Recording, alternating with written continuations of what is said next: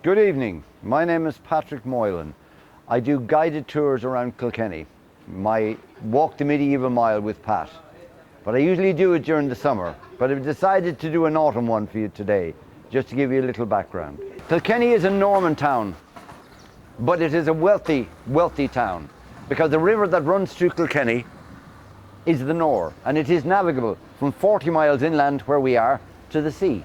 This means goods can be brought to the heart of the country without worrying about transportation. So when the goods come up here, they are sold by the very wealthy merchant class. And 10 families make 10 fortunes. But the problem with their work is, it is a cash society. And the problem with that is, they need credit. But credit is almost unheard of in the Middle Ages, because credit is illegal. Not only that, it is also a sin, an offence to God Almighty. It is the sin of usury. They choose one family, they give them a business front, like an inn, and from that, they take all the money. Now the Kittler name is a wide-ranging one. The actor, Harvey Keitel, same name, but this is the Antwerp variation. They come here and they set up business, working with the 10 families. Their idea is to be the supplier of credit. But you need a front to cover that, so they build an inn called Kittler's Inn. The building I'm standing in front of. This is Kittler's Inn, built in the 1300s. It's still an inn, a bloody good one at that too. So from here, they fronted the money to the 10 families so that they could work around. But he dies without a son. So his daughter, Alice, takes over the business. This is unusual, because in the medieval society, women do not own property, women are property. Alice Kittler is loaning money, which is illegal and a sin. She's running an inn, which is illegal, and she has a lot of money and her own property. But that's fine. Everyone is happy with this until she gets married and marries a man from out of town. Sadly, he dies. Then she remarries. He dies. Then she remarries. He dies. And then she remarries and he dies. The last husband, they say, was the love of her life, and he died in her arms. But not husband 1, 2, or 3. And all of these unfortunate men all died of the same disease. Their hair and their fingernails fell out before death, which is eerily similar to what happens if you have a lot of arsenic in your diet. So we may safely assume that Alice has poisoned her husbands for their shares of land in the country. So now Alice Kittler is easily the wealthiest woman in Ireland. She owns the farms of 4 men, she owns an inn, she owns a loan business, and is loaning money to the wealthiest people in this part of the world. So she does rather well. The only trouble is, the family of number 3 decide that they're going to explore what happened to their poor father. And they complain to the mayor of Kilkenny as the highest legal authority. But his family owe the Kittlers money. So it gets put on the long finger and nothing ever really happens. So in their frustration, they take their complaint to the only other authority they can find, the local bishop. He is the head of the church, the power behind the cathedral. And it's to him that they go. But he can't do anything because he is not a legal person. He is a churchman. But he likes the idea of poisoning, because with poisons you have little bottles with strange effects. And this smells to his church mind as witchcraft. So he takes it as a plan, and from the cathedral he makes numerous speeches about the curse of witchcraft rising in Kilkenny.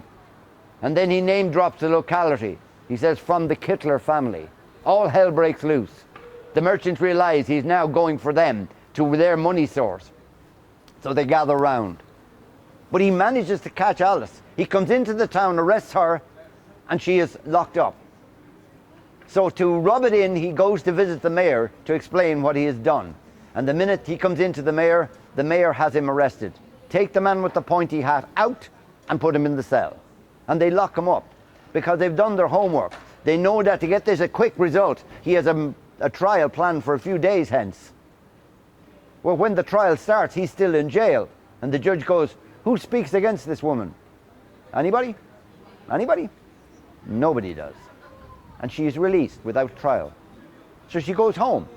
But he gets her again. And this time, he decides to try and get the denizens of the castle on his side, the nobility.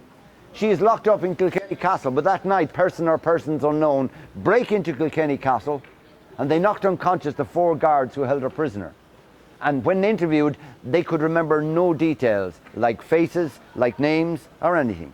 So Alice is now in the wind. So the bishop realizes that it's him against the merchants and comes in to complain about it. But the mayor decides to mollify him and says, the only problem we have with you is you're outstepping your authority. You're a churchman. You do church business. This is the law. And to arrest anybody in my town, you will need a civil warrant signed by the King's Magistrate in Dublin. So he goes, okay, I will get that. Travels the long journey to Dublin, and there he meets the King's Magistrate. What he doesn't know is that the King's Magistrate in 1324 is Alice Kittler's brother-in-law from her last marriage, the love match. And his job is to delay him. So I'm not in the office until Thursday. Mary's got all your details. We'll get all that back to you. And a week goes into 2 weeks, a fortnight, 3 weeks. And finally, when he gets his warrant, he comes back to Kilkenny. And he comes down to this inn to take his prisoner. But when he kicks in the door, he discovers there's not a bottle of wine. There is not a keg of beer. Even the furniture is gone. They waited until he was out of the town, and then they brought in the moving trucks, and they emptied it, cleared it out. Alice goes to all the people who owe her family money and saying, if it's 10 grand, make it 5 grand if you got the cash right now. And they say that she leaves Kilkenny with 5 bags of gold.